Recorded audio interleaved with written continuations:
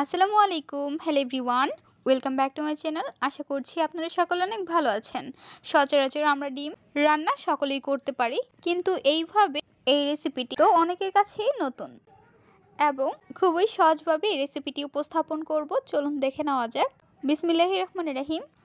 ডিমগুলো আমরা সিদ্ধ করে নিয়েছি।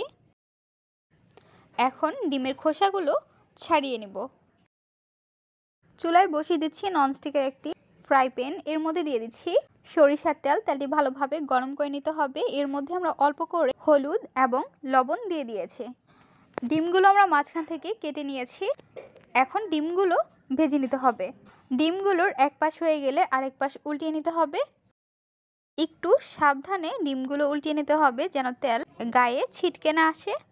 ডিমগুলো ভাজা হয়ে গিয়েছে। এখন আমরা ডিমগুলো নামিয়ে নিচ্ছি। তেলের মধ্যে দিয়ে দিচ্ছি এলাচ, লং, তেজপাতা। খুন্তির সাহায্যে নাড়াচাড়া করে নিচ্ছি। এর মধ্যে অ্যাড করে দিচ্ছি পেঁয়াজ কুচি। পেঁয়াজ কুচি দিয়ে উল্টিয়ে পাল্টিয়ে নাড়াচাড়া করে নিতে হবে। অ্যাড করে দিচ্ছি আদা রসুন বাটা। অল্প পরিমাণ পানি দিয়ে মশলাটি আমরা ভালোভাবে কষিয়ে নিব। এর মধ্যে দিয়ে দিব গুঁড়ো মরিচের গুঁড়ো 1 টেবিল চামচ, হলুদের গুঁড়ো 1/2 টেবিল চামচ এবং দিয়ে দিচ্ছি স্বাদ অনুযায়ী লবণ। ধনিয়ার গুঁড়ো 1/2 টেবিল চামচ। মশলাটি নাড়াচাড়া করে নিতে হবে। অল্প পরিমাণ পানি দিয়ে মশলাটি ভালোভাবে কষিয়ে নিতে হবে। মশলার মধ্যে যখন তেল উঠে আসবে অর্থাৎ কষানো হয়ে যাবে, তখন আমরা এর মধ্যে দিয়ে দিব আলু। কুচি কুচি করে রাখা আলুগুলো দিয়ে নাড়াচাড়া করে নিচ্ছি। 5 থেকে 6 মিনিটের মতো আলুটি আমরা মিডিয়াম ফ্লেমে রেখে কষিয়ে নিব। নাড়াচাড়া করে নিচ্ছি।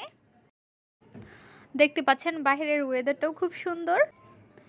আবারও আমরা 2 মিনিট পর খুন্তির সাহায্যে নাড়াচাড়া করে নিচ্ছি। আলুটি ভালোভাবে কষিয়ে নিয়ে নেওয়ার পর এর মধ্যে আমরা দিয়ে দিব পানি। পানি দিয়ে আমরা ঢাকনা দিয়ে ঢেকে রেখে দিব। চলে আসলাম 5 মিনিট পর। ঢাকনাটি উঠিয়ে নিচ্ছি। খুন্তির সাহায্যে উল্টিয়ে পাল্টিয়ে নাড়াচাড়া করে নিচ্ছি এবং উপরে থাকা গরম মশলাগুলো উঠিয়ে নিচ্ছি।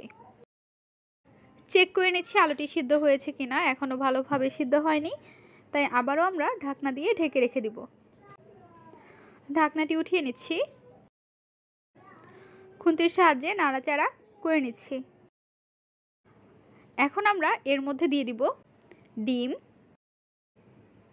ডিমগুলো দিয়ে ঢাকনা দিয়ে ঢেকে রেখে দিব। চলে আসলাম 4 মিনিট পর। ঢাকনাটি উঠিয়ে নিচ্ছি। এর মধ্যে আমরা দিয়ে দিচ্ছি জিরে গুঁড়ো। অল্প পরিমাণ ছিটিয়ে দিচ্ছি এবং খুন্তির সাহায্যে নাড়াচাড়া করে নিচ্ছি। ভালোভাবে নাড়াচাড়া করে 2 মিনিট পর চুলাটি অফ করে নিব। তৈরি হয়ে গেল মজাদার ডিমের রেসিপি। এইভাবে ডিম ভুনা করলে খেতে অসাধারণ হয়ে থাকে। যারা এইভাবে ডিম রেসিপি করেননি তারা অবশ্যই একবার হলেও ট্রাই করে দেখবেন এবং খুব সহজেই তৈরি করে নিয়ে নেওয়া যায়। রেসিপিটি কেমন হয়েছে অবশ্যই আপনাদের মূল্যবান মতামতটি জানাবেন। ভিডিওটি যদি ভালো লাগে তাহলে একটি লাইক করে দিবেন এবং সাবস্ক্রাইব করে আমাদের পাশে থাকবেন। আরও মজার মজার রেসিপি দেখার জন্য সবাইকে আমন্ত্রণ রইল। আজকের পর্বে এখানে বিদায় নিচ্ছি গাইস। আসসালামু আলাইকুম, ভালো থাকবেন সবাই। আল্লাহ হাফেজ।